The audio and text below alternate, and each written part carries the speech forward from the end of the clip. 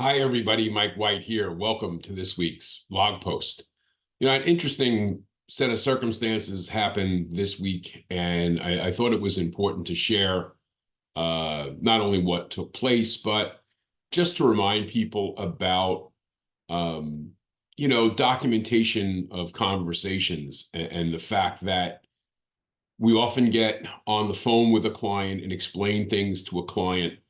Client may or may not have been you know, confused coming into the call and you had to explain some different situations. And then at the end of the conversation, thinking that the client was fully clear on what, you had discussed and what actions were next. Things rapidly spiral out of control. And, there's some miscommunication and some, at the very minimum, discomfort with the situation. And the situation this week is no different than what happened there. And part of the things that I do when I coach people is a process of communicating with clients, and we'll explain that. But the story was a client was looking for, owned a house. They were looking to buy a second house relatively close to where they currently lived. They didn't want to sell their current house. They wanted to rent it. They used the VA loan to get the first house, didn't have enough eligibility left to buy the second house. The customer needed to understand the eligibility portion of the VA, because a lot of times veterans are told they can buy a house with no money down and pay nothing out of pocket and use a VA loan. They're entitled, but and while some of that is certainly true and possible, that's not true and possible in all circumstances. We know that. And so the loan officer had to go back and explain to the client that they didn't have enough eligibility to do what they wanted to do. The challenge with buying another home, within a small distance from where their existing home was without selling it, went through all the different options of how they could make the transaction work. But you know what? They thought at the end of the conversation, the client was clear on what and why and how things went. And the client had money to do the down payment and qualify for a different loan product to buy the next house.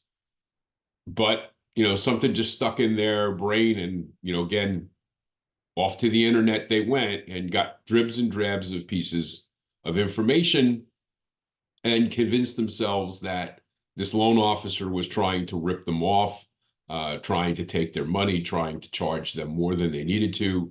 They were a veteran. They were entitled. They could get 100% financing. They didn't have to spend any money. All these things. And this client turns around and writes a 3-page letter to the realtor referral partner explaining how this loan officer is a thief and a crook and trying to rip them off and lied to them and blah, blah, blah. And now, of course, now the agent has to call the loan officer. They have a conversation. The agent understands the circumstance, and they're trying to work through that. But the point that I'm making with this whole misunderstanding piece is you do have to be aware that social media, the internet, we've all seen it, where people take bits and pieces of information that may or may not apply to them. And on a whole, everything doesn't apply. It's not a blanket statement that all veterans can borrow all the money they ever wanted for ever as many houses as they want, infinitum, forever and ever, right? We know that that's not the case. And what I have coached my people to do during the course of,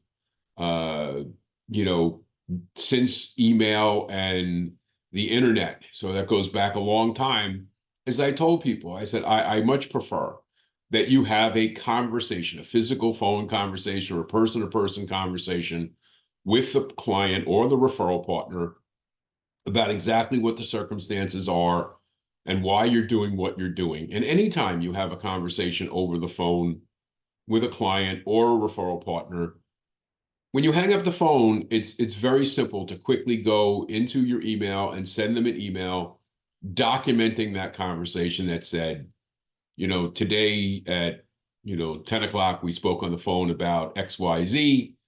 the solutions were A, B, C. This is what exactly has to happen and why. And if you have any questions, please reach out and we'll walk through it. And then copy, and send that person back that email. So you have a physical receipt, because again, not every loan officer, now I know some that do, but not every loan officer records their conversations. And so having that document, those bullet points about what you addressed and why and how and whatever, make it easy. Now, the referral partner, understood after going through all of this that the loan officer's point and the circumstance. And again, we can't always control how customers react to certain situations. If you've been in this business more than 5 minutes, you know these things are going to happen. However, my observations have been that if you document that conversation and bullet point the specifics about what you were speaking about and send it, there is that opportunity that that client would have had that email, and when they went and did their search, they would have been able to check out the facts that you presented to them, not the ones that they remember or wanted to hear. So just keep that in mind. If you're emailing somebody some information, call them on the phone and tell them you sent them that email. If you had a long conversation or any conversation with a client about information relating to their deal, and hang up the phone, send them an email. If you have a conversation that you're not sure about what's going on or how it's happening and the circumstances around it, there's always the opportunity at least to give a heads up to your referral partner saying, hey, I spoke to this client. This is what their perspective was. This is what I had to share with them. This is what I sent them. This is how this goes. This is the why behind it. At least to give them a heads up, because again, these situations are not 100% preventable, but a lot of them are preventable if we document. And we do this all the time. Mortgage people should be especially aware of documentation being more important than conversation. Everything we do, regardless of what people say, everything we do, we have to document in writing for the file. So these conversations documented would be helpful, especially if you're working with a team, if you're working with other people, or even just for your processor or your underwriter, whatever it is, having those emails available so that you can document what it was that you did, what it was you said, and even doing that with your assistants or your processors or your underwriters. Same thing. If you have a conversation with them, document that by email as to what took place and what the interpretation of the conversation was. Copy and paste it, put it in the notes of the file so that it's there. It's really important.